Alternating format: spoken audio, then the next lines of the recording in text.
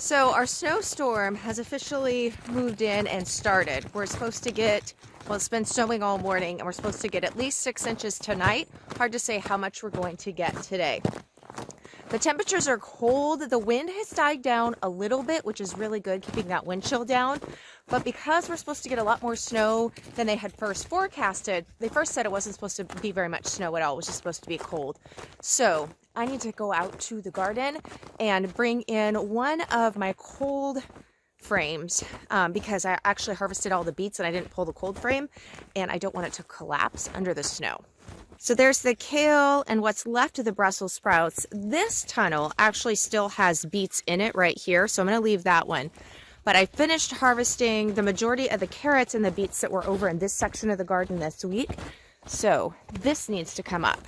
Gardeners and homesteaders, we are a special breed, my friends. It's not something that just anybody understands why we would do all of this work, be out in the freezing snow in order to grow food that we could get off the grocery store shelves. But there is something about being connected to the land, having that food harvested that you've grown with your own two hands, and putting in the work that satisfies not only the stomach, but the soul in a way I really have a hard time putting into words, but this is what I know.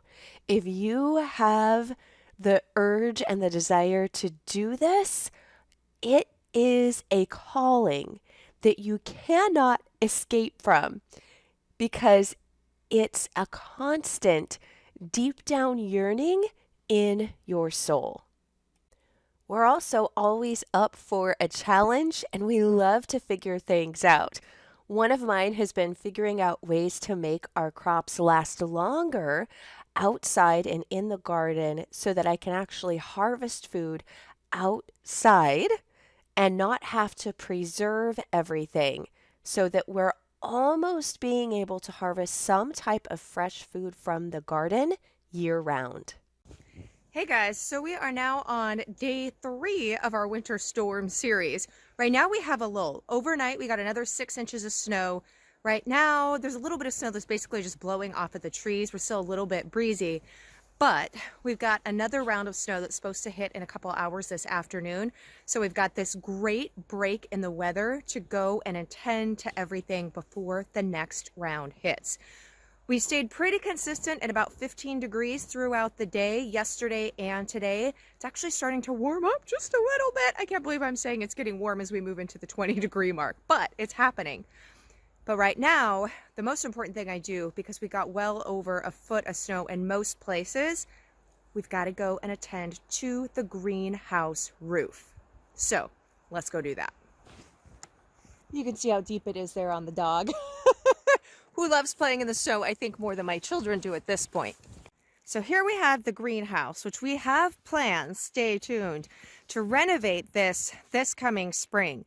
But for right now, you can see she's listing a little bit. The legs got bent in a winter storm last year. But we can salvage all of the roof part of this frame, which we plan on doing, provided I get the snow off of there so that it doesn't break through the plastic on the roof. There's nothing like nature to remind you how small you really are.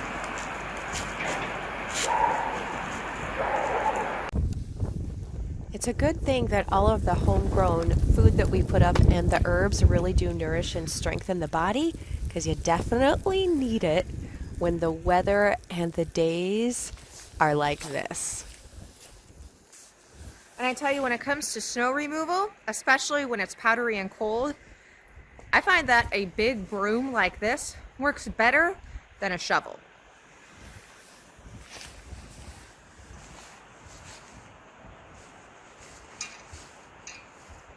And I'm not sure how much the camera's picking up, but you can really see where that plastic is bowing in underneath the weight of that snow there on the roof. While in the heat of summer, I almost like to romanticize the coziness of winter and that I'll be inside, curled up by the fireplace, just watching the snow fall.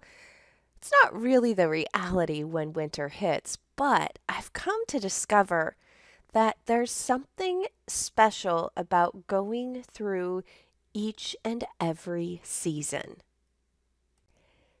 Even though the snowfall does cause more work, I find that when I'm out in the snow and doing basically manual labor, that it really allows my mind to daydream and plan about the things that we want to do or that I want to do in the garden in the coming spring and summer. Now, I typically say that when I'm out gardening, like with my hands actually in the dirt and not necessarily wrapped around a broom handle removing the snow, that it's some of my best therapy. And I find that that still happens even when I'm out doing things like this. So there we got the front half of it done. Now the middle and the back. And I got to tell you what, this is one of the best workouts and a great way to get warm in between the other chores.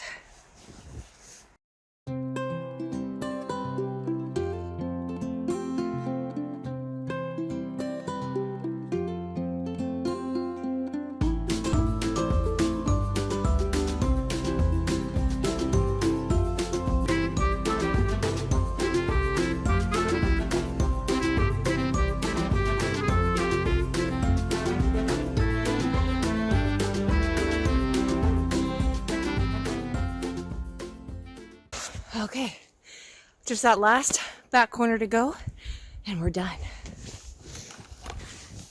And the good news is, it's actually listing this side. Always save the easiest part for the last when you're the most tired. So it should slide off easier on this side because the way that the building is listing, the pitch is in my favor.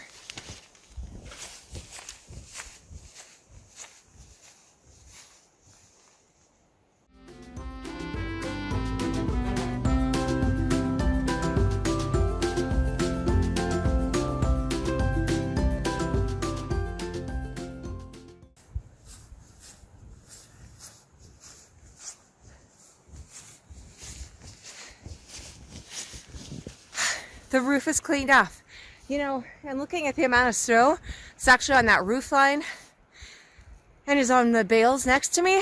I think we actually ended up with closer to almost 2 feet of snow instead of 1 foot. So I thought I would show you, even in this 15 degrees and colder at night weather and almost 2 feet of snow, I have here in my snow shrouded greenhouse lettuce that is growing.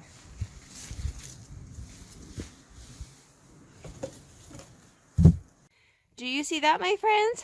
That is red lettuce that is growing in these conditions.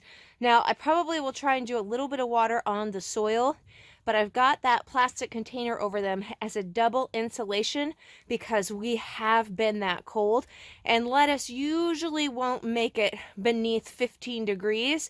That's about as much as you can push it. So I've had it double insulated even inside the greenhouse here. But even though it looks a little chilly and cold, that is some fine growing lettuce here out in the greenhouse. So hopefully it will survive even beyond these really cold temps. I'll know a little bit more after it warms up in a week or two.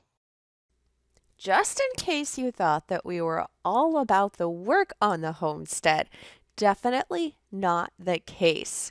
Snow was made to have fun in, and the most fun that we have with the snow is definitely going sledding. And if you don't have a ton of hills, let me tell you, being pulled behind a four-wheeler, or when I was a kid, it was behind the feed truck on an old car hood that was upside down. Hey guys, so I just got warmed back up. Had to go inside, get warmed up. And the wind is kind of picking back up, starting to move in. And the clouds are definitely coming in, so we're getting more snow. It's kind of blowing some more in. But we still had Brussels sprouts out in the garden that we've been harvesting off of. And as long as they're not froze solid and covered in snow, they're fine to leave out and go through frost. However, being 15 degrees, they are frozen solid. So if they thaw out at this point, they're going to turn to mush, and I don't want to lose all of the harvest. So we're out here taking the last of the stalks off so that I can just freeze. They're already froze, so I'm just going to put them in bags, put them in the freezer, and then they're fine, thawed out. We're going to thaw them and then eat them. I didn't have a chance to blanch them beforehand, so we're just going to kind of see how it goes. So these leaves will just come off there, as well as the snow on top. So let's take a peek at these. And those are definitely ones that we still want to be harvesting. So I'm going to set the camera down and we're going to get them. In an ideal world, I would have harvested these before they got froze solid. But the truth is, with gardening and homesteading, usually things aren't ideal, nor do they always go as planned. But the good news is you can usually salvage almost any situation. And in this weather, the livestock love getting anything that is green, and our cattle adore all of the leaves that we won't be using. We're just going to be doing the Brussels sprouts themselves, but they love getting the leaves, and so they will be getting a special treat of Brussels sprout leaves. Okay, one of the cool things is these are super easy to harvest now. Like I said, we've never actually had them last this far into the year. Usually we're done harvesting by the first part of December, but we had a great abundance this year and the weather really held until right now. And if I'd been thinking in our storm winter prep, I would have came out here and harvested these before they froze to blanch them and then freeze them inside. But we're just going to see what happens. They're already froze. So we're definitely having Brussels sprouts for dinner tonight. I've already got some soaking in the house. But you can see these are really good size, guys. The cool thing is when they're froze like this, watch this. They just come right off. Like I literally just pop, there they go. So it's going to be a quick harvest. I got to get all of these stripped and into bags, and we're going to pop them in the freezer. Like I said, we're going to see what happens textural wise. So I'll let you know after these are thawed out and have been in the deep freeze for a while, after they've deep frozen out here, how they end up thawing and cooking up later in the winter months.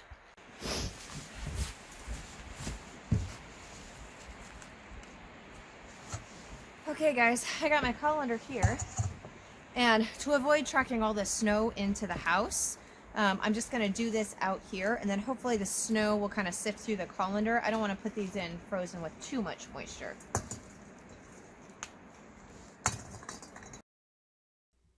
Harvesting vegetables in snow is definitely not something that most gardeners think about, but learning how to garden in winter and to take advantage of every season in order to be able to grow some type of food is something that homesteaders, and when you're trying to grow as much of your own food as possible, definitely can take advantage of. Now, I'll be honest, there's not a whole lot more until springtime that we're going to be able to grow and harvest from the garden because this was planted and grown earlier in the year.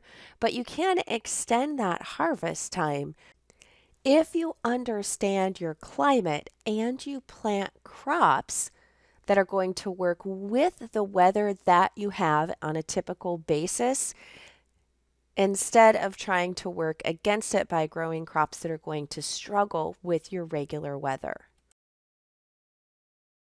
Whew. Okay guys, so I got this colander that was off of about 2 stalks, and I got quite a few more to go through, but I got this one full, so I'm gonna go ahead and take this one in the house, get it packaged, and then the good news is it's not supposed to thaw or warm up for a few more days. So if I don't get all these attended to this afternoon, then I can come back out, just put them under the porch here where they won't get a whole bunch of more snow on them, and I can just pop these off and continue freezing them tomorrow. If living seasonally and off the land, being as self-sufficient as possible, is something that you want to do for you and your family, I encourage you to go and check out the wait list for when I open up the Pioneering Today Academy here in a few short weeks, because if you get on the wait list, you are going to get some special resources that will help you grow more of your own food and live by the seasons.